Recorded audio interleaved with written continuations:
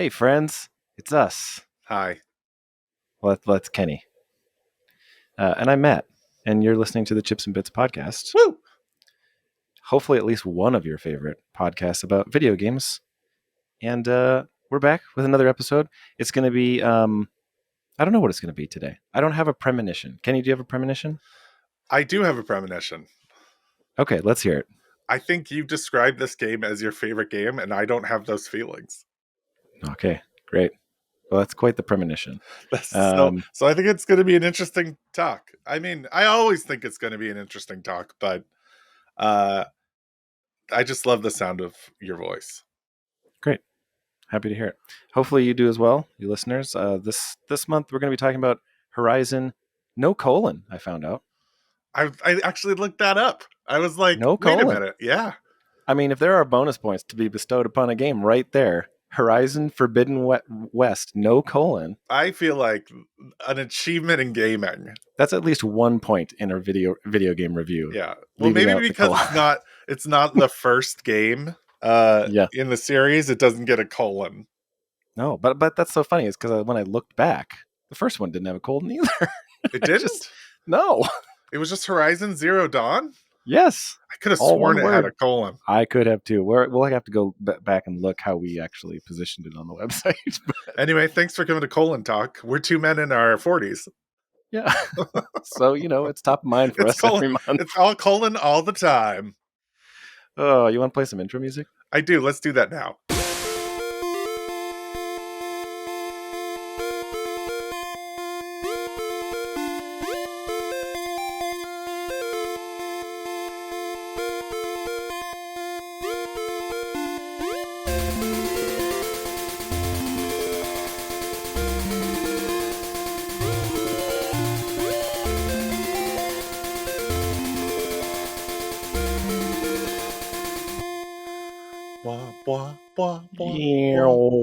Yeah.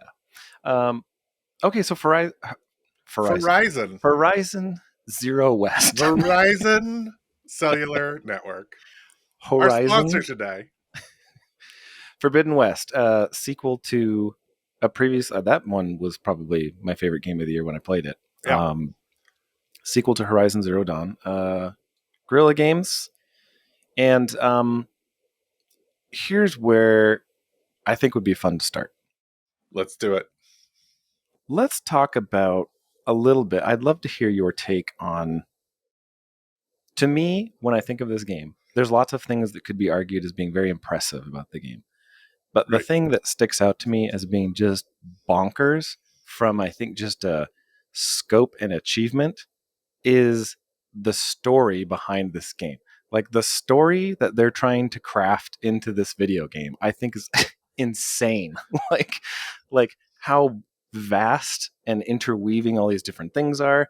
The fact that they're able to kind of do it, and the phrase isn't that I don't care, but that, like, I'm excited that they're just doing the most random, crazy, somewhat, cliche, but like they're just doing the crazy, most bonkers story I can think of. I just like to hear if you're affected by it in the same way that I am. Well, first of all, Inside is the craziest, most bonkers story I could think of. Sure, that's a good one. Yeah, and that's why I'm like, crazy and bonkers might not be. I think for me, it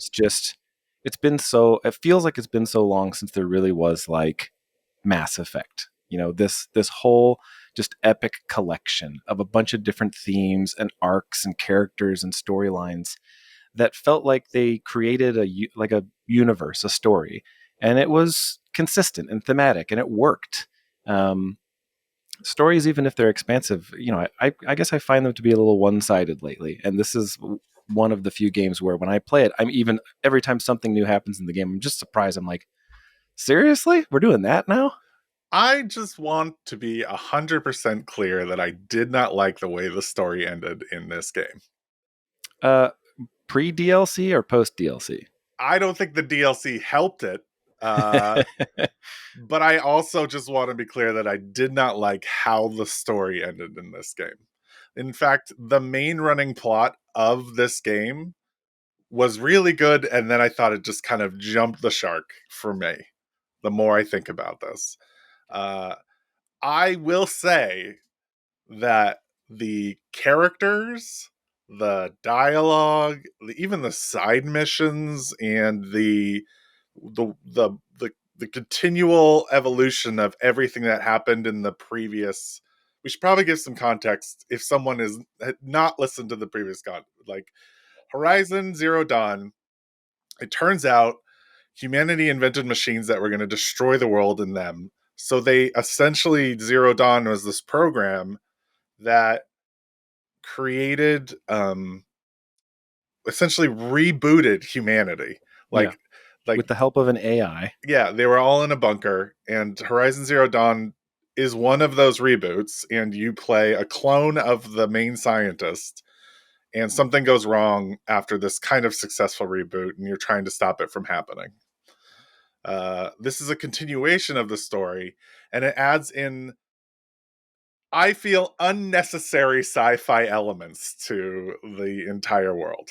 Is that the futuristic society one, or the additional clones one, or that, like, which side story Right. are you talking about? So the story kind of starts with sort of a really interesting, like, you're trying to rebuild this AI that blew itself up because it was under threat from you didn't know what, and that was like the cliffhanger of the first game. And not just Uh, rebuild it, but there's some pieces that, like, in your historical digging through all these logs and technology and stuff, there's a question about, like, should all of it be rebuilt? Like, are there pieces of the AI that caused the initial problems that are bad AI versus good AI, et cetera, et cetera? Except really, there's only one bad AI, and you destroy it in the second game. You just kill it. Uh, and and so this game adds a lot of mechanics around reconstituting the main AI, which is Gaia, uh, with all its different subordinate AI systems. And it's essentially like it's like a big fetch quest for all those different pieces. That part was awesome.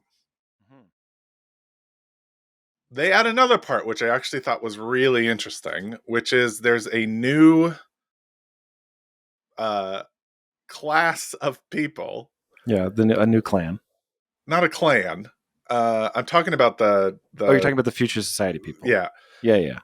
There was a spaceship full of people, like the richest people in society, that left Earth, and essentially lived forever. Like they were so, but they come back to Earth to essentially what you believe is to like reconstitute it in their image, and so they become sort of cartoon villains, actually.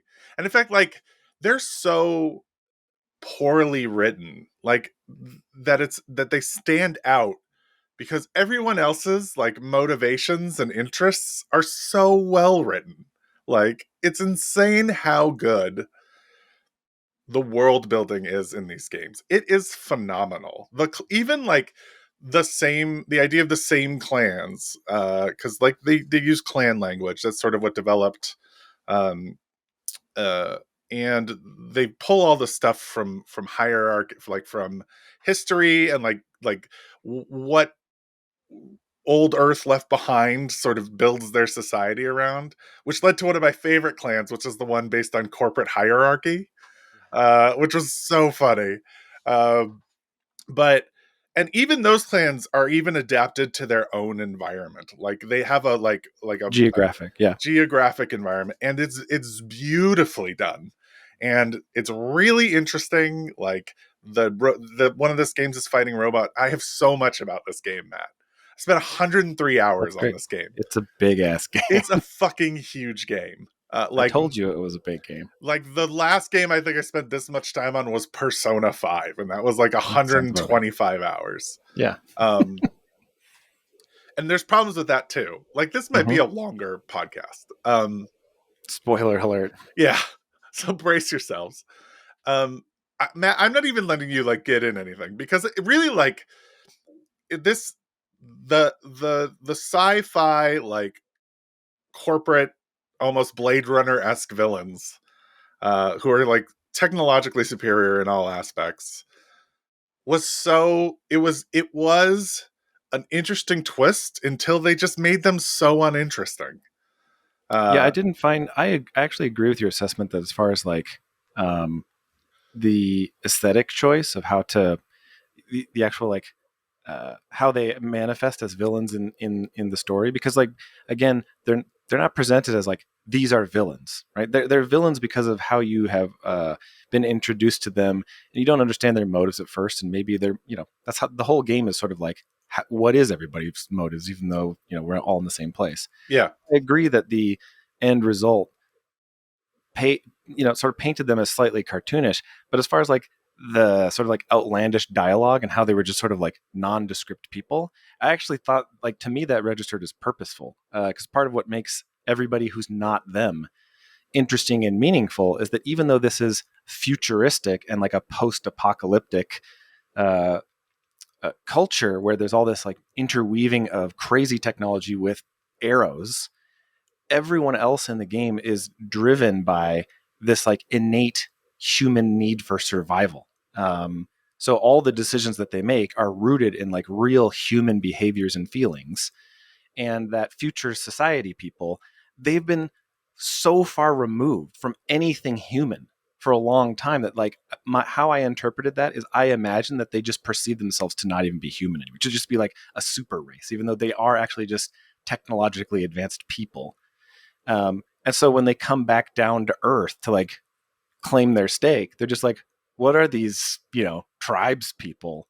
You know, they're just sort of like, get out of my way, puny whatever. And so like I didn't think it was great, but it also didn't affect me. Like I wasn't like, oh man, this is terrible. I was just like, yeah, let me get through these guys so I can finish they are obviously not the catalyst for this story. Uh, I I see that, and they are painted that way. But ultimately, I thought like the complexity at which they were painted, like that wasn't always necessarily true. But I think the real problem is Tildy.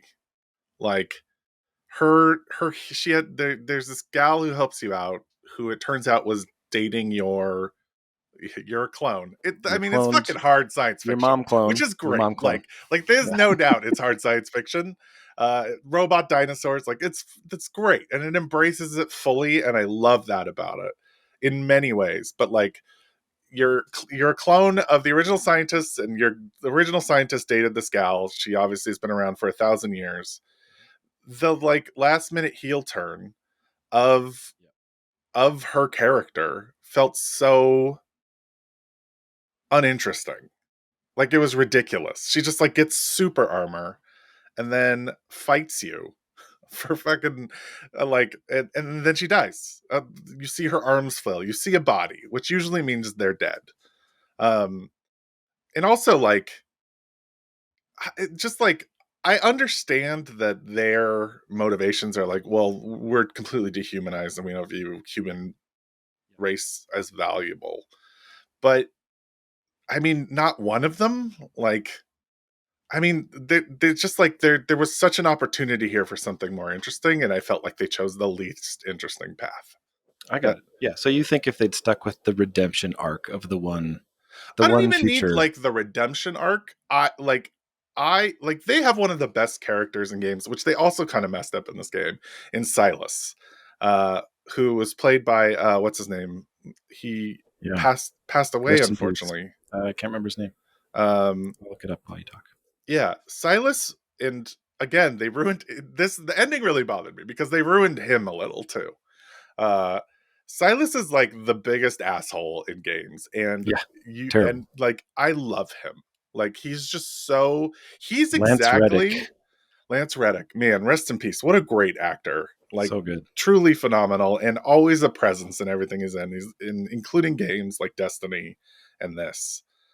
And in this character is so like Silas is such a good character. So egomaniacal, selfishly motivated, very similar to the future people. Well, they're the past people. What is their names again? Dude, I can't. The For like whatever reason, I can't liquid remember. crystal display or whatever they're called. The Illuminati. They're essentially the Illuminati. Yeah, basically. But Like no, it's like the extra thing that makes Silent's character interesting is that somehow he manages to hold, well, up until this game, up until the end of this game, he never shows you his cards.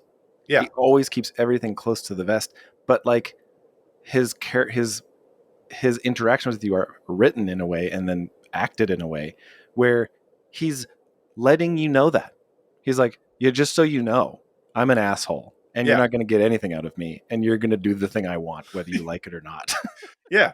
And he manipulates people. And he's Oh, yeah. exactly what, like, I would expect sophisticated billionaires to act like, which is the past people. And they don't. They act like cartoon villains. And I get your. Uh, this part was so, and at the end, Silence essentially also is just like, I'm gonna stick around and help you, and you have my full motivations now. And it was just, it was also like another turn. I was like, oh Jesus, like I know Well, that it, that doesn't bother. It's the end of the game. There, I would. Well, again, you could be right. You absolutely could be right. The next game could come out and it could be like, what happened to Silence? My well, my I mean, I don't know if hunch, they'll continue with Silence as a character. maybe not. Yeah. My interpretation though is that like the next game will start and he'll be right. We'll think we'll have something out of him and he'll be right back to his old ways, but we'll see. At the end of the game, they also do like they make uh, a cartoon mega villain, which I don't think they needed to do. I think they had Hephaestus. We might And even want to talk about the DLC separately from the game. I mean, not in a separate podcast, but I mean, I'm like, not even talking finish our about the review. DLC. They reveal that the reason the past people were fleeing from the planet they went to, because they were in a spaceship, they went far away, they built a colony, and then they tried to Didn't do work. some stuff. It didn't work. They created a monster essentially. And then we have like, it's like this Voldemort threat that is just has no weight whatsoever. Like You're it talking about was Nemesis, right? Nemesis, and it's fucking named Yep. Nemesis, Mm-hmm. which is just like, it was the ending. I was on board until the ending of this game. I thought it was such a big whiff on such sophisticated storytelling. Um, and then the DLC like added to that like tremendously. I was just like, oh god, please stop. Um, but Nemesis is just the most ridiculous. It's just a AI blob, and then like it can assume any form, human or machine, and it's coming to Earth to destroy it. So because it's vindictive against. The reason for its vindictiveness is great, but Matt, do you want to explain it? Because I fucking I'm talking a lot. I mean, you're doing a great job. It's yeah, they tried to create a better version of the AI, and it sounds like they didn't do a very good job, and they ruined their opportunity to have their new future perfect society.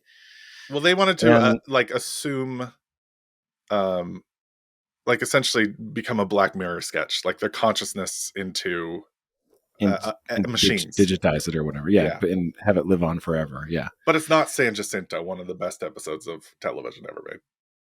Yeah, so then what we hear is that this Nemesis AI thing is what destroyed. I believe it's what destroyed the planet that the future people were going to inhabit, which is why they then were like, well, we'll just go back and you know take repopulate Earth or whatever. And they're like, oh crap, there's still people here. But now, effectively, it sounds like that AI is going to somehow travel through the galaxy from that planet to where Earth is, and it's going to try and do the same thing and destroy Earth. It's on its way. That's the incoming doom for the next game. Yeah. Mm-hmm. Yeah.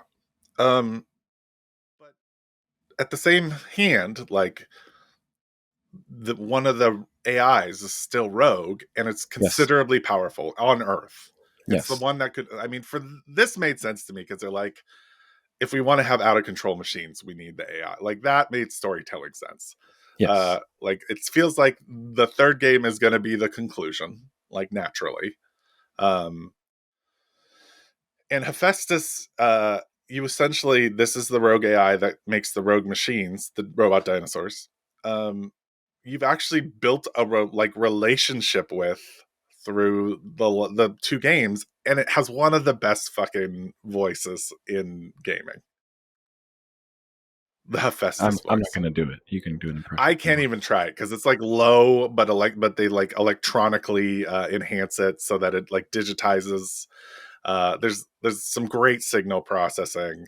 It's very low. I just love Hephaestus. Like he's a meaningful enemy, but Nemesis is just like I don't know, like the Reapers in Mass Effect. You brought up Mass Effect. That's a really good point. Like, but the Reapers were like game one. Like you knew the threat and like you knew what was happening. And this game you were like, Silence, like going into this game it was like, oh, Silence has weird motivation. Who sent the signal? Like Hades is loose again. And then I felt like this game just like bulldozed and was just like, oh, here's Blade Runner villains whose motivations are just like so paper thin. Uh and so like and then then they like at the end they're literally like they're trying to build the AI to reconstitute an Earth, and they just kind of throw that in at the end. They're really just trying to take the AI with them, which it feels like they could just fucking copy the AI. Like they could just all just copy the nodes on those little like why wouldn't they be able to do that? Like No, it was built to not do that, Ken. it's just they literally had copies of the AI. That's how they were rebooting it. It Yeah, really bothered me. it's interesting because I can certainly understand everything, like all of the criticisms that you experienced that you're having like a visceral reaction to. Yeah. The way I would position it is all the way up until nearly the very end of the game. Those things that felt like question marks to me, like, oh man, are they going to be able to pull this off? You know, Yeah. I kind of like it reminded me of when I watched the Last of Us TV show, and I was like, oh man, I just know they're going to do the dinosaur scene or the giraffe scene, you know, and they're going to fuck it up, you know, and then they Yeah. didn't, you know, but they could have. Yeah. I kind of had that feeling where I was like, oh, what is this nemesis? What is this like undefinable, you know, many faces, humanoid, not humanoid existence thing that's traveling through the galaxy? Like, what is this going to be? And I think because they'd done so well with everything that they'd laid in front of me up until that point, I just, the trust continued a little bit. I was like, well, they'll figure it out. They'll make it something awesome, right? Then I also didn't have the same reaction to the villains that you did. It wasn't juxtaposition. It didn't take me out of it. Yeah. It really wasn't until I saw how they tried to close the loop on the future people through the DLC, because you meet the last future person, and what their motivations were. So instead of it being like loose and allowing someone like me to have an interpretation and for Kenny to have an interpretation, they're like, oh, dummy, this is his motivation. And you're like, that's a stupid motivation. Like, Yeah. that's just the dumbest motivation I've ever. So really, like, I'd say 90% of the way through the main game, I was just like, they'll probably pull it off. I have a lot of faith. And then near the end of it, I was like, ooh, I'm slightly concerned. I'm slightly concerned Right. about what's going to happen here. Then I played the DLC and I was like, oh boy, You know, I don't like where this is going. I mean, that was definitely like the difference between Matt. We should probably state you played this game like 3 years ago when it was released, just a year ago, I think. But yeah, on PS5 originally. No, it was like yes. 3 years ago, dude. It was a while ago. Was it really? Yeah. Oh, yeah. I beat it the month it came out. Yeah. I opened the game on PS5. I bought it. I played it and like, I want to run this on PC because I knew that they were doing PC releases at this point. It was pretty clear they had released Horizon. It was amazing on PC.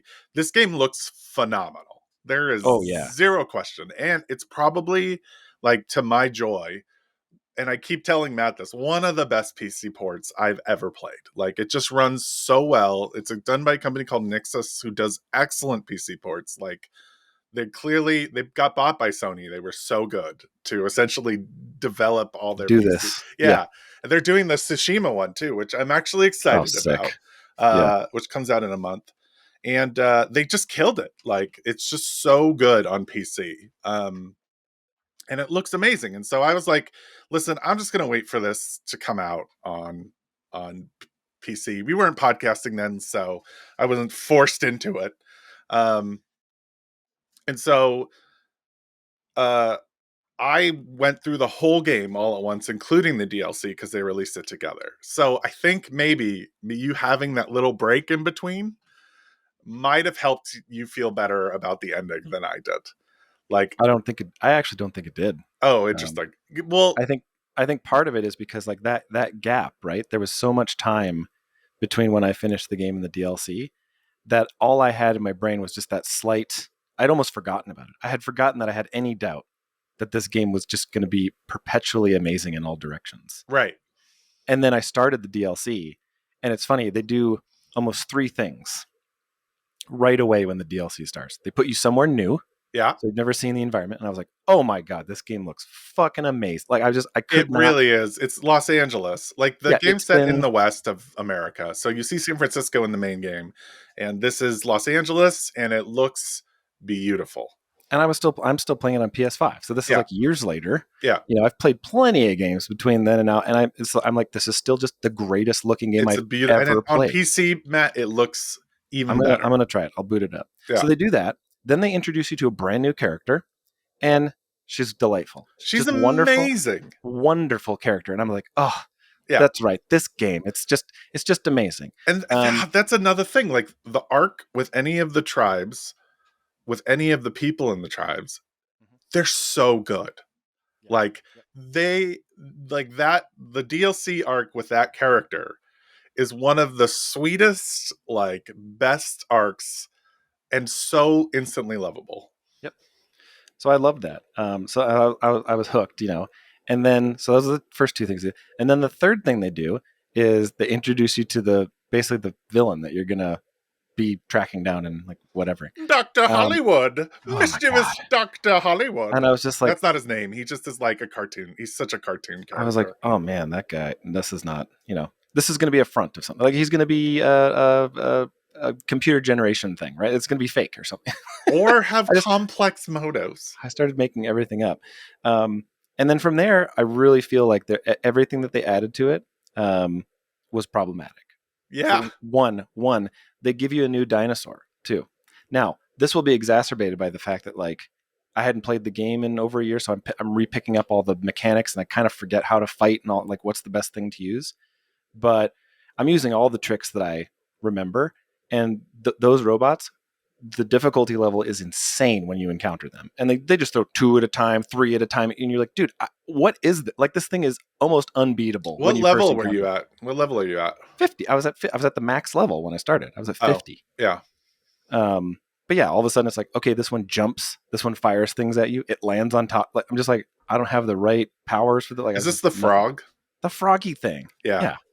They're so hard. So that was interesting enough. I think that was because that was easier for me because I come from just fucking 90 hours of fighting things ready to go. Then they introduce your newest travel mechanic, which is travel by boat. Blech. It's so terrible. Bad. Just a terrible traveling mechanic. When you've got a bird, like you've got a dino bird, you can call and fly between the islands. I guess the one boat traveling game that was good that you never played was Assassin's Creed 4. That was fun. Yeah, I haven't. I was just like, no, get me off of this thing. One. It was very good, but it was pretty much designed around being that. So, and then if we're talking about like sort of like how the story and the villains, I feel like hit a poor cop out loop conclusion. Yeah. Then midway through the DLC, they're like, hey, have this new weapon, and the new weapon is just like the most boring, cheapest, kill everything weapon. It's basically like a god mode gun, and you're just like, well, this isn't cool. Like there's no strategy as long as I have stamina. I just aim at a thing and fire, and I kill it. It's like So yeah, everything about the DLC, other than that main side story character with that arc, which was fantastic, that could have been the game alone. I think. Yeah. The DLC alone, the environment again, crazy. Getting back into the mechanics, still amazing. And then everything else about it was just like, oh no.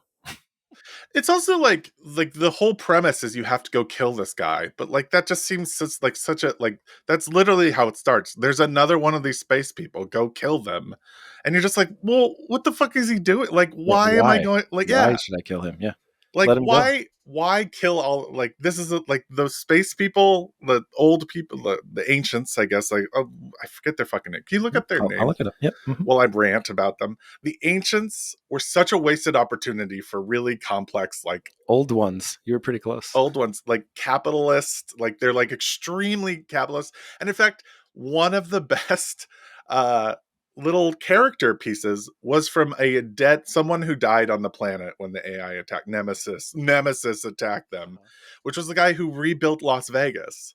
So good. And like there's dialogue about him, and Tildy's like, he was a really great guy, like he really loved Las Vegas, and he had such a fun arc. like he was the most interesting one out of all of them, and they just killed him. He's just dead on the Yeah, planet. you Like, you don't get to you just like you learn about him through recordings and like listening to him talk and hearing people talk about him. Yeah, yeah, and like he's just so endearing a person. Like, it was so. I just thought it was such, and it was too much time spent on them. Like there was just like it was ridiculous, and also they have creatures that you fight that are machines, and they are just the most boring video game machines you could possibly. They're like I don't know that whole ain't the old ones arc is just terrible. It's named after the spaceship. The old ones is the name of the like what they call the people before, but the spaceship is the no, name of the yeah, I can't remember that. um yeah. So let's talk. So yeah, and then the DLC, like I did that in one go, and I just plowed through it. I was like, I'm first of all, I was like really maxed out on open world stuff because that's just what happens when you play a game like that. That makes sense. And they wouldn't like they didn't really. The frog was fun to fight. Yeah, once you got used to it, Yeah, and the final boss fight is a good, I think, Kenny Matt discussion because bosses are one of our favorite things, they are. and this, you know, from a culmination of the visual, impressiveness and just fidelity and all this, like everything you've come to expect from this game, the level at which they still imagine like were able to surprise my imagination and blow the scale of the boss fight up still significantly, not just in size but in scope. I was like, this is like when it first started, I was like, this is one of the craziest things I've ever seen. I was so excited to experience it. And then they were like, hey, all those skills that you spent 100 hours like gaining, that gun we gave you, just target this heat sink and just fire repeatedly at this one spot and I was like, dude, what? It's just, I was so upset with the mechanics of the final boss fight. It's gigantic. You're fighting the most enormous dino like robot thing you've ever encountered, and it's like Beyond that, fire it, it's fire at the been colon. its corpses have been prevalent in both games before. Yeah, they're like landscape. You don't You've have to seen use them the around. super gun. You can use other I things. know you can use arrows, but at that point, just you have to fire 200 arrows at the same thing. I can't wait to talk about the weapons. Let's do it. Yeah, let's do it. Well, let's We're finish only up. at 32 minutes. Let's wrap. This is going to be a really long episode because I like my love for Zero Dawn is incredible, and Forbidden West. I did enjoy it. Like Dude, I I think would. Forbidden West all the way up until you've built your base and you're going and gathering the AIs. Oh, I was so in love with this game. You mean Just so in love with this up game. until including, right? Up into and including. Right. Yes. Like that's Getting another your thing it base, has. installing the AI, Wait, I and want to going and talk getting about the the AIs. game mechanics, but I want to wrap up this story part and never return to it again, except to complain mostly.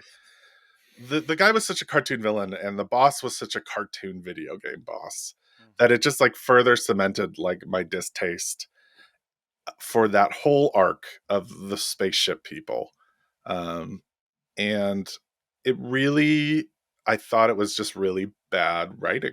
I just thought that it was he was literally like he like was an old Hollywood like movie star.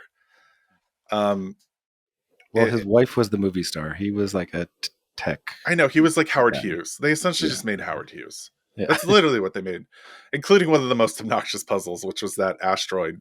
Oh my god. Yeah, Yeah, cycling through the trying the to find the DLC. numbers. If Trying it to find the hadn't, numbers. if it hadn't introduced the character it Sika? did, Sika. yeah, if it hadn't introduced her, it would have just been a total. I would have worthless. worthless. Yeah, worthless. It's beautiful. I mean, it is. I mean, it would have been fun. Like playing a level in Call of Duty is fun. You're just like, wow, that was gameplay, but man, it looked amazing. But that writing is so good, and it just makes me like whoever's running the main plot of the series. I just really hate where they've gone with it. To the point where the most interesting stuff is what happened in the past. Like that's like it's what's happening now between the tribes, what's happened in the past, and then the overall thread I could give a shit about. And I think it might just ruin the next game. I And hope I not. think it might ruin characters because it's already messed with Silas, It did unfortunately. mess with Silence in the end. Yes. Silence.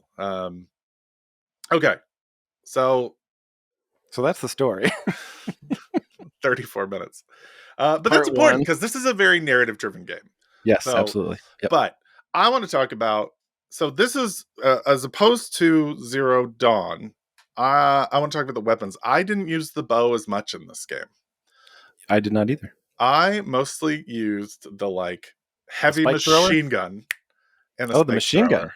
Well, you know I the don't. like one that's like it is a spike thrower. Oh, Yeah, the oh, the spike thrower. bolt blaster or Yeah, whatever. yeah. Yeah, yeah, yeah. So I mostly I use hate the that one because you got to reload it all the time. yeah, but I found that pretty easy. I would just use the there's like three components to this system. There's your armor, there's your weapons. Well, your armor and weapons, they have slots, like you can put things in slots, and then you have your upgrade tree. It's kind of the system. I hated how they did weapons and armor in this game.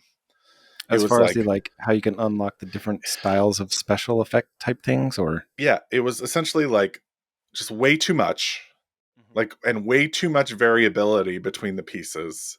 And it was difficult to choose, like, that also fed into, sorry, I guess there's a fourth component of the system, which is the reactivity of the dinosaurs, the robots, to different pieces and elements and stuff like yes, that. yeah, Like, they're weak or strong against certain what am I elements. supposed to do? Pause the game in the middle of a fight and switch out all my weapons so that they're per like monster? Like, it's insane. Like, that's I not, mean, what you normally end up doing is scanning all the monsters once you can get close enough to them, yeah. realizing you don't have the right weapons equipped, trying anyways, dying, and then when your save reloads, switching out all your weapons and trying the fight again and winning.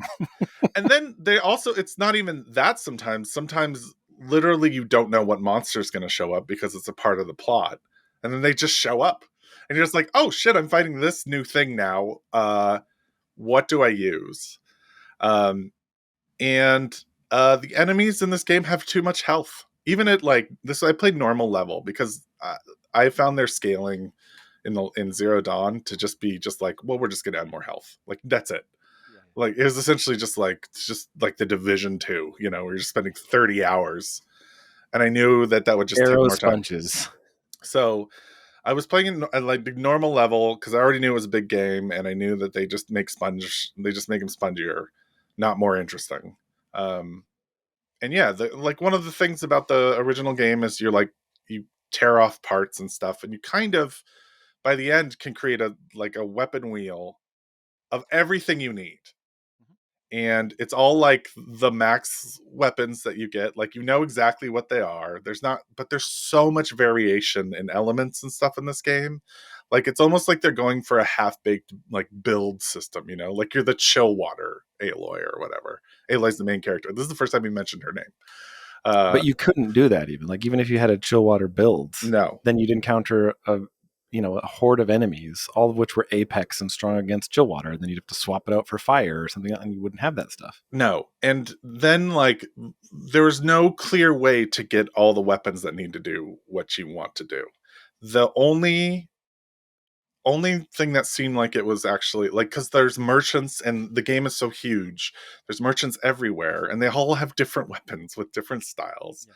And then beyond just the variety of the weapons, they all have to be upgraded. And they have a whole upgrade system that involves getting parts off of animals, off the Yep. robots. Increasingly more difficult parts to attain. Oh my Not gosh. just not just through the fights, but because some of them are randomly given to you. And then, like, when you get to the last weapons, the legendary weapons, their upgrade paths involve like a 20-minute robot fight. Yeah. Because So most of the weapons they're that I'm fucking fighting with, sponges at that yeah, point. at the end of the game, there's a couple legendary weapons that I have equipped just because they had the right loadout of what you're talking about, Yeah. element. But for the most part, most of the weapons that I ran with were fully upgraded rare weapons, so like step down, but because it was easier to acquire the upgrades, Yeah. the boons that you got from upgrading your weapons seemed more significant than stepping up a tier in the class structure. I was mostly rocking like level 1 legendaries at the end. And they all were impossible to upgrade, and fucking even worse, they all wanted the same part from like one Right, of the yeah. hardest, which is Dreadwing Fang, like Oh yeah. It's which the is a best. great fucking. It's like a huge It's a bat. good It's an robot. It's a good amazing robot, yeah. robot. I mean, the fucking the robot. Like I said, the design of this game, the robots, the even the fucking future people, they all look spectacular, and they're all interesting in that regard.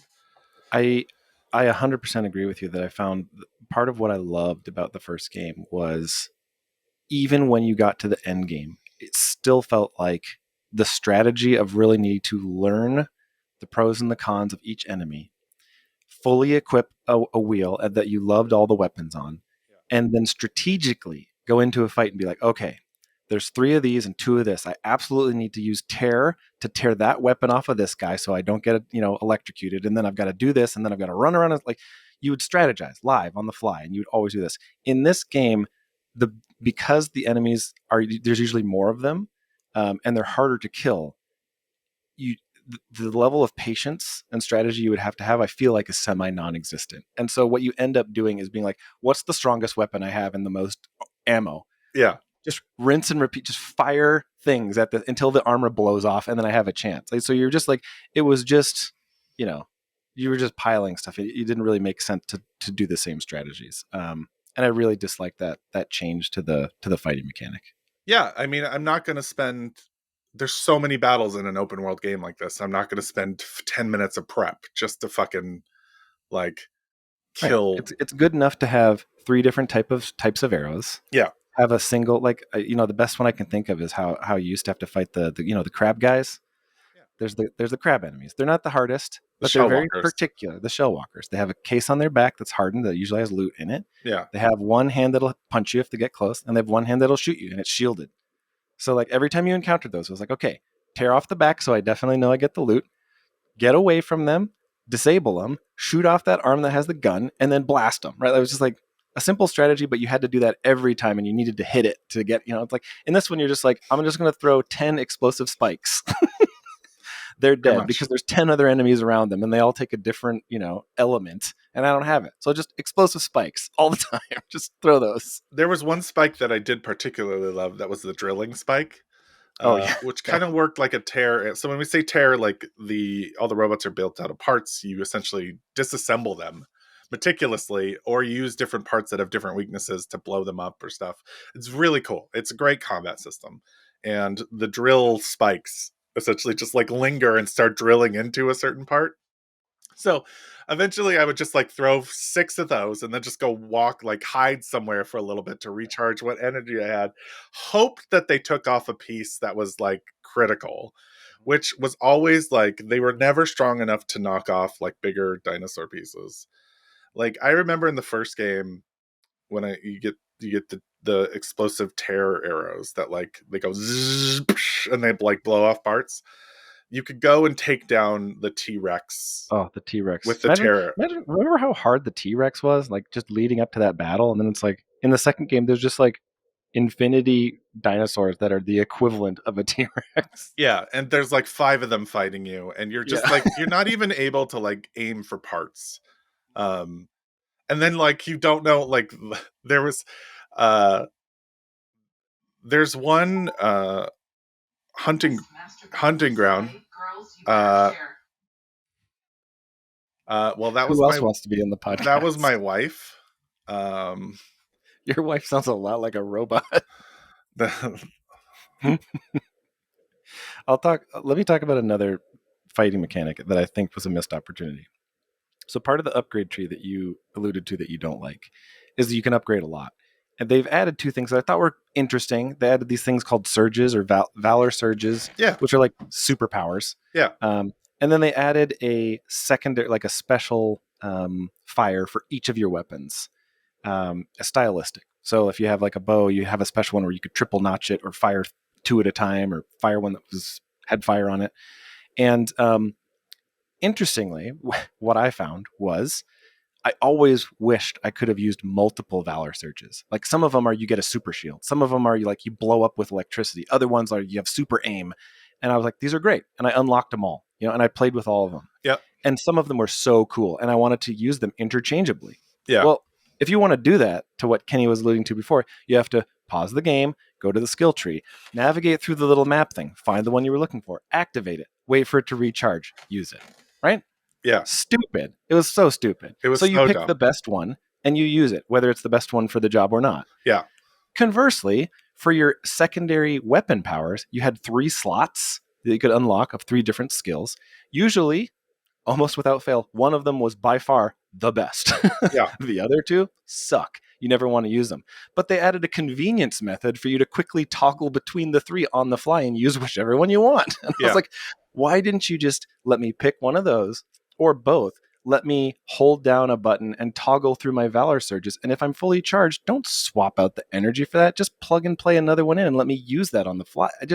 Every time I encountered that, I was just like, this is not, because the one I ended up using the most was this, what was it called? Radial Blast. It's like you electrify your spear, slam it into the ground, and you electrify everyone. Yeah. Dude, if you get into a horde of enemies and they happen to be susceptible to electricity, my God, is that you'll just wipe the floor with them. But Yeah, they have to be susceptible to electricity. right. So it's the best one still because it's the AoE is great and the damage is good. But there were definitely times where there were just a lot of enemies. And I wish I could just switch to my bow and get like the super charged up firing. And I was just never going to do it. I'm never going to switch.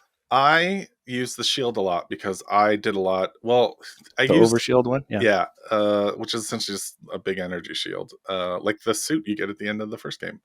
Um, the the thing that I would constantly do is try to do because you have a spear that you always kind of carry. That's your sort of hand to hand combat.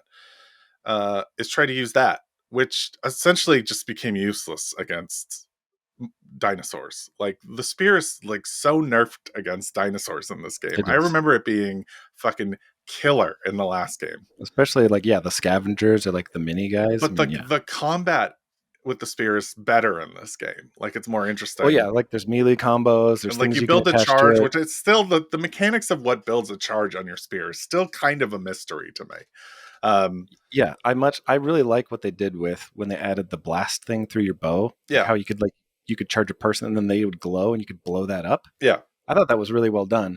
They do a similar thing with your spear, but then like I don't know how to use it. I never knew how to use it. I'd be like, "Oh, my spear's glowing." And then I just do normal stuff and I'm like, Yeah. "What?" Yeah, I'd like hit. Yeah, it was never very clear. I don't understand it. It was a good mechanic when it worked though, because it created that secondary explosion target. If you could fucking get an arrow at shoot the enemy, um, in the spot that it hit. It's not. It can't be like the general region. It has to be No, it's got to right be on the the spot exact where spot. it's Yeah. so stupid. And also in the first game, I used slots all the time. I don't think I added things to slots more than 3 times in the game because You it mean was like just traps and stuff? no, the weapon slots. Like you Oh, the can put weapon slots. Yeah. inserts into your weapon to make them more stronger. Yep. But because I didn't know what weapons I was going to use or have or keep, I didn't put anything in slots. Like I didn't fill the slots. And then by the end, you have to upgrade to unlock slots. So I'm not upgrading these things. It's just like I'm just going to use the fucking exploding throwing Yeah, the spike throwers. the Yeah, spike great. thrower was the best. It They're was awesome. because Especially once you unloaded the arc one where you could just like throw it way up in the air and it'd just be like boom. I've never done that. And that's the So thing too. Like I've never done a ton of the stuff because there's so much of it. And like I don't even know what some of the symbols on the bows, like arrows, means because there's just like sad. so much of them. I think the biggest change in weapon use for me, even like I also didn't use arrows as much, but I'm pretty sure in the first game they had that shredder thing, right? The shredder thrower, the little. They did not. They did not. Okay, No. Well then, scratch that. But for sure, when I first got it in this game, I was like, I'm never going to use that. The thing just takes too long and it's slow. You know what they And by did the end have? of the They had the game, thing you shoot into the ground that was actually kind of useful. yeah. Man, I used that shredder Really? by the end of the second game. I used it a lot. I just found it so tedious and so ineffective. Once you unlock the one where you can fire it, and if it comes back and you catch it 3 times in a row, it boosts it. It's like your third shot is a power up. Yeah. That to me, I was complaining about how the strategy lacked. For me, in Forbidden West, there is a handful of times, especially when you're fighting big dinosaurs on their own solo, where you have range. And if you had a shredder that had just 3 elements, acid, electricity, and fire, most of the time the dino would be susceptible to one of those. and you could, as you approached, you could initiate the fight with the dinosaur with the shredder. You could throw it from way off in the distance. Yeah. That thing would come back, and you get to follow it, right? You'd be like, oh, and you got to run right over here and catch it, and then throw it again. So you do that 3 times. By the time the dinosaur was finally charging you, you'd have this like powered up shred, and you just throw it right into its face and blast all its armor off. I mean, it was cool weapon by the end, but it took a lot to get it to that state. I found it difficult to catch or understand how to catch it. Oh, you just stand in front of it. I'm aware, but like it's not consistent, and it doesn't No, it handle goes in like different directions. hills Yeah. and trees very well either. Yeah. It actually I wish there are many. It clips the boundary. It goes right through hills and rocks. Yeah, it's just it's not. I don't think it's a great weapon. I liked it. Not as good as the spear. No, the spear's great. So yeah, I thought that whole system was a mess and was too much. Like, well, we haven't even talked about traps, Kenny, because traps are in this game too. Did you use them? No, I never used them. Uses traps. No. One thing I did like was they do have the lines, whatever they are, the tripwires. The Instafire tripwire was pretty cool, yeah, but I just would never assign, because I needed to have the fucking cornucopia of elements. Right. Yeah, I would never assign a tripwire to any, and then the tripwires got like crazy, like weird. And I was like, I'm not going to spend time on this weapon. Like, I'm just not going to do it. And then the traps, you're just like, nope. Oh. I'm just not. It takes 5 minutes to put them down. You're just like, let me just sit here for a second and set a trap while this T-Rex is running towards me. Again, this also like bled into like they want you to plan, but the aggro on the enemies is outrageous. It's just too much. Yeah. You could do. I mean, like, even though I didn't enjoy them, I could certainly see someone, scoping a battlefield in the first game and then being like, okay, the little ones are susceptible to energy, so I'm gonna like cast a bunch of traps and then run the dinosaurs. Like, totally you could do that if you wanted to. In the second game, there's no fucking way you're doing that. I gave up on stealth, which you can do stealth pretty much to the end. Stealth. I know. I gave up on it almost immediately. Yeah, like in Zero Dawn, you could do some good stealth. Oh yeah, dude. This game, especially in this one, there's so much benefit sometimes. Yeah. To once you unlock the ability to override like in the first one, you can only you can't do much. In the second game, you can learn to override almost every dino, and there's a huge advantage if you can get up there and override one of them and switch it to aggressive mode. I mean, it'll take care of a lot of this problem that we're talking about. But even getting, like, they place these fights in a way where it's like only the little guys are coming to me, and that big hopping frog guy that's breathing acid, he doesn't care about that tiny scavenger that I overrode. Like, he's just gonna melt him immediately. I didn't even do the cauldron in the DLC because I was so done with I didn't do the cauldron either in the DLC. Yeah. That actually brings me to the other thing I didn't like about this game. The side there were errands, there were side quests, which was in the first game. Errands were pretty much you just go a place with someone and they fight. The people are usually pretty interesting. Side quests were like multi-location, multi-things, and they were really good. Like, they were really well written. They explored some piece of the culture or the character. Like, this was a game that like had learned from The Witcher 3. Like, these side quests were always worth doing because there was always some interesting piece about the people, or you didn't actually, you unlocked some piece, of course, of fucking whatever weapon or armor that was, you were just like, okay, is this good? Do I have to upgrade it? But then there was all the bandit camps and just the most boring filler content. The scavenger, the people that were trying to compete to build the best armor. That was at least interesting, and those were at least interesting setups usually. Yes, but they were like, go get this one thing, and then come all the way back across the map, and then maybe I'll give you another. And then they'd be like, okay, well, how about you go get this thing now? Yeah, but they were just fetch quests, passive aggressive fetch quests.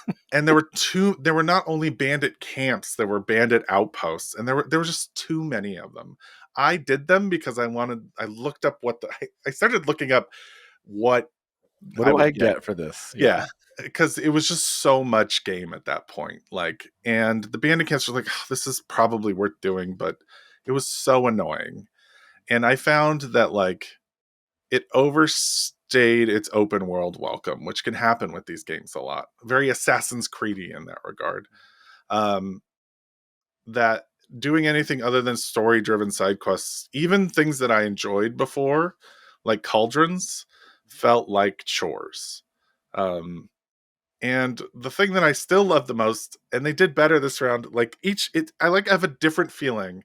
You open up the like quest log, and there's like 20 things to do, and each one of those gave me a different feeling.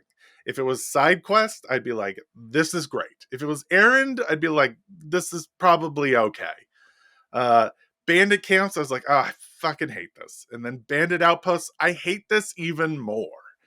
Then there was old world stuff. I'm like, this is great. I love solving these puzzles initially. And then eventually I was just like, okay, where do I find the crate I need to move to jump on this? Because that was essentially all they did. Finding the plane logs was really cool because I loved the like history that they built of the battle. They do really funny stuff with it, and they do really sad, beautiful stuff with it. Like I talked about the tribe that built itself around corporate culture, which is the tribe featured in the DLC. But they have this character called the CO, which is CEO, and it's just so funny. Who thinks he's this guy reborn? Yeah. And then there was you get What's these the name of the people ornaments that correct you though? Too, they're constantly making sure they're following the rules. What are they called? as complacency. Compliance. They're Compliance. called Yeah, they have compliance officers. Yeah. compliance. It's so good. Because these people essentially built they just were delvers. They got old versions of these little things called focuses to read data from the old world, and they essentially built this legend of the old ones, and it's really funny. Um, and then there's like the Tanakh who built this, who are brilliant, who's like their home base is a museum, and they worship the 10, which are essentially 10 people figures who are involved in this historical war versus machines, which is great. Like that stuff is so good. We're at 56 minutes, Matt. No, it's a big game. It is. And We spent a whole lot of time talking about some stuff that's not so great about it. then There's so much good stuff too. yeah, the ornaments were like they were the coolest like little puzzles for like the lamest reward. Also, yeah, I think the other thing is anytime there's a really interesting storyline or character arc that has a crappy payoff, that kind of feels worse when it's someone you don't care about and they're like, okay, yeah, they didn't really get anything. But the story. So Kenny was alluding to the one old person that sort of like rebuilt Las Vegas. He's a part of that, and then there's these two people that run the campground that are like, one's a delver and he's kind of like crazy, and then and like wily, and the other one's kind of like old and gruff, and you can't really.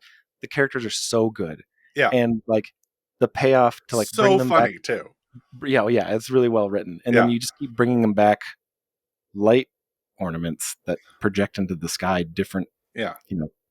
Yeah, it's like, this is what I'm getting The through. whole Like, mainline quest is you essentially light up holograms of what Las Vegas was then. And it's a great payoff for a great storyline. And then at the end of finding all these fucking ornaments across the thing, you get a chest. Yeah. With like some potions in it. It's such bullshit. uh, Yeah, and then like there's ones where you're trying to find, I like these kind of puzzles where you're trying to find locations to like match a view yep. to. And it's funny because I started playing Hellblade, Senua's Sacrifice, to get ready for the sequel because Okay. Yep. I like to reevaluate games. We don't talk about it much on the podcast, but I like to reevaluate games after time has passed because I recognize taste change, unlike Matt, who once he's done, he's done. It's a moment in time for me. There's the matching of a vision to a real world, like essentially like an overlay to a real world point. Those were really good. I really like those, and those revealed little tidbits of story. I always love the tall necks, and tall necks are like their watchtowers that like unlock the map, and they upped the game on this one. So each tall neck was actually its own little discovery, including one which was a cauldron, which I thought was really good. Yeah. And then like every cauldron after that one seemed pretty boring. Cauldrons are these areas where they build the machines, and that's how you learn how to override machines. I read somewhere, and I think this is good advice because I stopped doing a lot of stuff to like get to the mission where you fly, get the bird before you start doing all the bullshit. And I did that for the bandit camps and stuff. And the flying is fun. It's a little slower than I'd like, but still better than other means. I never found, like in the first game, the universal fast travel backpack. Is there one? I don't. Did you find one? No, I Yeah, thought you no. just you have backpacks Constantly that you buy. maintaining inventory of fast travel backpacks, which I thought was stupid. Um, Is there one? There's a universal. there was in the first game. There was not in this. I was going to look it up. I forgot to. I never found one. Yeah, and but it was just like it was too much. Um, this game was too much. It had too many. I'm worried. Like Nemesis, I'm worried about the next game because I feel like they stopped streamlining really interesting story bits about the old world mixed with the new stuff and like focused. There was a little bit of bullshit in Zero Dawn, but this one's full of like really boring Yeah, bullshit. yeah, yeah. I mean, if I was gonna try and be as most fair as I could, like I said, I think that I only think that 10% of this game, like a really small percentage of this game, was too much. Yeah, And then I think that the remaining 90%, which I think was excellent, in addition, it feels like it's slightly tainted by how the game reached its conclusion. it's because and this is probably reflected in this, like me talking about it because I literally just beat this last week. Like the last 10% is when you feel the weight of the open world game, and like then their story choices didn't help. So like, at the end, like and one of the weird caveats that happens with doing a podcast like this is we are on a deadline to beat a game if we haven't, and sometimes that plays into the we have to keep going, we can't like take a break from it. um But I and did take a break from it you and did. still have the same reaction. It Yeah. sounds like you do to the end of this game. Yeah, and like so not only do you feel the heft of just like, oh, I have to fast travel here to do this because you're cleaning up checkpoints, like checking things off the list, but you're also like going through the finishing story, the stuff that you're supposed to be rewarded with. You're just like, this weapon's just fine, and I'm fighting their boring space ravagers. And this is a terrible story wrap up, and you're just like, oh, that's a sour taste. You know what? The comparison I had was just how perfect the first Tomb Raider game was, and then how much Oh shit yeah. was in Tomb Raider, the sequel after that. This is the reboot that happened in 2012. Like when we talked about Tomb Raider, we talked about it like the perfect amount of stuff. Zero Dawn was not the perfect amount of stuff. There was still some like open world stuff, but it was pretty tightly packed, and the DLC added a really cool Oh, so tangential good. element Oh yeah, so to the good. game. Like Hephaestus, again, the AI, great villain. Like it played into that. It played into like you wanted to learn more about that culture because it was a new culture too. This DLC, like I don't know, it was in the And the key, I mean, like it was a setup, right? So it's like the DLC was then a setup, yeah, and then when you play this game, like you get more. Like it was a continue, and you're like, oh, so good. You're like, yeah, this yeah. is great. And then this one's like the DLC is like an ending, and then does a setup that I'm like, no, And like not that you're not first really getting setup. anything new from the tribe, like at all. Like it's the same tribe, and there's just a compliance officer, which is funny. Um, and you just get that great character, and that's actually one of the best things. They do two. They do two mechanics that you and I historically fucking love, and we loved it in Mass Effect 2. And it's like base building and building a like getting the gang together and like doing Yeah, things for dude, the it's gang. awesome. It's one Yeah, of it like the base doesn't really grow. Like rooms just unlock kind of naturally. In terms of like, in other like you improve the ship in Mass Effect 2, or like in Assassin's Creed you improve in 2, you improve your village. Uh it's not like but that. as part of this, you give all of your cohorts a focus too to when you send them back to the base. So Yeah. every time you return, the fun part is not seeing what doors have unlocked or whatever. It's encountering these friends of yours that you've grown to like really enjoy chatting with them. And every single one of them, when you first encounter them, is like they're like experiencing the internet for the first time. They're like, Yeah. "What is this crazy thing It's on my head?" so the dialogue between all of them was great every time. And every time someone like you don't know when it's going to happen, and it's kind of surprising sometimes who it is. Uh well, really only once or twice. But every time someone's like, I'm going to your base, you're just like, amazing. Like I can't wait to see like what they do, like talk to them about their interactions with the other companions. And then they do that great thing where they lead to really interesting side missions where one of them actually like changes the landscape of an area. It's very, I Mhm. love it Oh that. yeah, we didn't even talk about like I've forgotten about how again. I'm really trying to sell hard that like the first at least half of this game. Oh, There's so much yeah. good. I mean, all the plain song stuff. There's an The entire tribe. I kind of like generalizes like all the tribal stuff is really yeah, good, it's and the just so good. Plain is a tribe based on song, and they're fucking governing bodies called the choir, which I love, and I uh I specifically paused to show Blythe and the girls. Like I was up late playing, and I'm like, it was actually a couple days before I played again because I was like, I really want to show Blythe and the girls this, and it just never happened. And then we did, and it's just beautiful. Like when the choir meets, everyone's singing, and like it's like the closer you get to the village, essentially the song plays. It's a The more you beautiful can hear. song. Yep. It's not on Mhm. the soundtrack. It's You have not. to, Oh, no, it's like that's good. the symphonic song, like with the full symphonies, kind of on there, but there's no chorals, which is silly. Um, yeah, Well, like you add a plain song woman to your crew, and she has a relationship with one of your the other members of your crew, and you find and it's like that whole storyline is just amazing and tragic and fun. And yeah, again, we're halfway through the game, and I just thought this is delightful. This game it fucking was. rocks. Yeah, So good. it's beautiful. Like the people And I you're don't know what meeting are happens at the end, really but interesting, and like the you're even though the mystery of Zero Dawn was so compelling, and the answer was so good in the first game, like the answers in number two are not so good.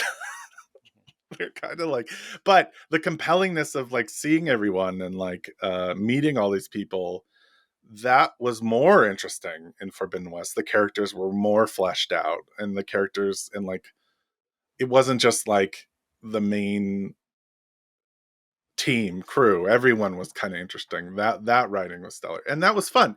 And it was fun to go and explore these places. And then it got a little too big, and then there wasn't a lot of interesting stuff. And then you just end up in a village somewhere where there's no interesting characters or people to talk to. They're just like, "Hello, greetings, yeah, Outlander." it's funny hearing you say that because I remember there was I remember because we haven't talked about one of the other characters here that you spend a lot of time with is you actually interact with the AI a lot. So you talk with Gaia, and Yeah, Gaia is like helping you counsel your new people. I mean, she's a whole part of the story now. yeah, So like the AI is a character, and then there's this whole subplot around you finding out that you're a clone of this old scientist, but then like you're not the only clone. So then there's another. That's the whole story. We'd have to do another podcast about that.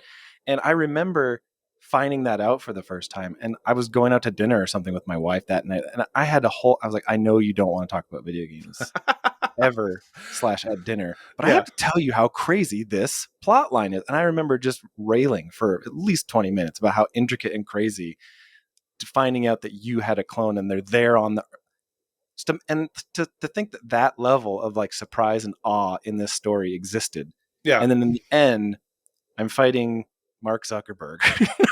It's just like, what happened, dude? Like, what went wrong at the end of developing this game that this is what I'm dealing with? Yeah, what's even thinking more about the clone story, it actually interweaves really beautifully with what makes like Elizabeth is the name of the original the person that was cloned into Aloy, and Beta is her name.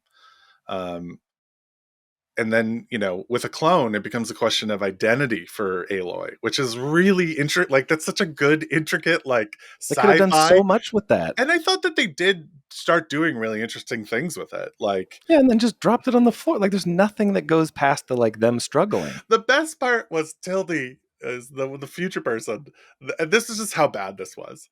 Like she had a really intricate narrative with Beta, like that was about. It seemed like it was about motherhood, but really ends up it was like about like relationships.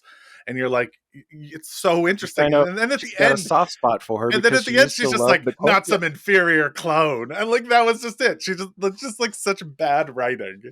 Like it was like there was no line between Tildy, everything we knew about Tildy and Beta, and then that line that she said at the very end, Tildy, where she was just like, not some inferior clone, you're the real Elizabeth. Like, it was just so cheap. Man, we have to stop talking about this game. Yeah, it's long. This might be our longest. This is our longest podcast by far. I'm sorry. I'm the host this month. I've really let it go off the rails. You are. Like, I tried to think if there's anything else we want to get in. I feel like we obviously we covered a lot of this. Excuse me. No, I mean, like, for the stuff that's the one thing I want to make sure we definitely mention is there's a lot of differences between not just the ones we've discussed, but like as far as like housekeeping, things that they made easier, traversal, movement, mechanics, those sorts of things. There's vast improvements in this game from the first one that are really enjoyable. A lot of them fall a little flat. For example, like I think the scanning mechanic of robots, and in the first game when you were doing that strategy thing I was talking about, you had to be like, ugh, it took forever to like scan the battlefield and figure out what your strategy was. In this one, they made it, you just scan it, toggle through the things, target. I mean, it was so easy, and then you never used it. But like, there's some stuff like that that really makes this game feel more polished. So I thought they did a great job with sort of like what they added that's not what we discussed was bad. But like, there's some stuff in here that you'll experience that's like really pleasant too. It makes the game really easy to play compared to the first one. Yeah. I found the traversal horrifying, by the way. Oh, I loved it. That was great. Like, climbing things, it just felt like Assassin's Creed 2. Like, you know, where you're just like, you should go back and play Assassin's Creed 2. Fair enough. It's not that bad. At least I'll improve the village. Right. Yeah. I mean, this is a lot of game. It's a bunch. Yeah. But if you just do the main quest and do the side stories, I think this is, obviously the ending's terrible, but I think it's a fun game. Like, I think it's worth playing. I think it looks amazing, and it's still the best looking game I've ever played. It's still fun to shoot robot dinosaurs, and even if they just don't die in enough time. I almost wonder if, due to the size and like some of the difficulty experiences, if this would be one of the first games we might be like, maybe consider not like dialing down the difficulty. Just like experience the game, enjoy the characters, do the fetch quests, kill a bunch of dinosaurs, have it take half the time, enjoy 90% of this 50 hours.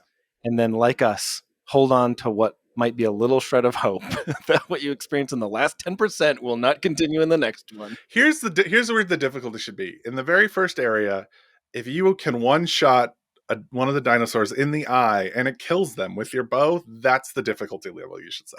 Absolutely. Yeah. Because that is what kind of happens in the first game.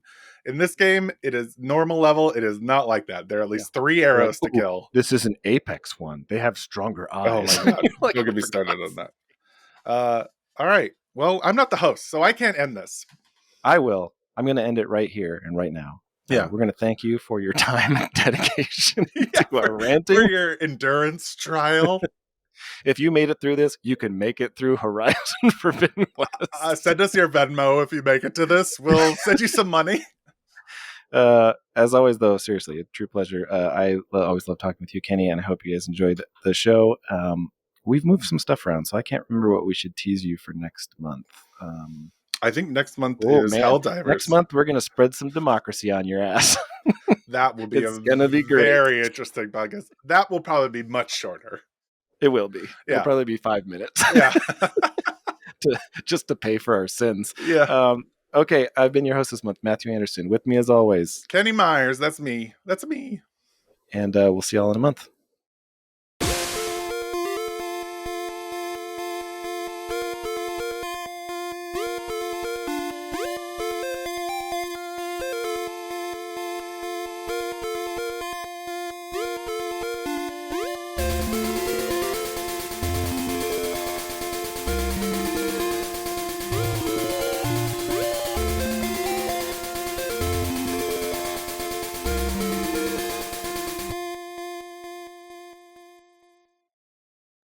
Meet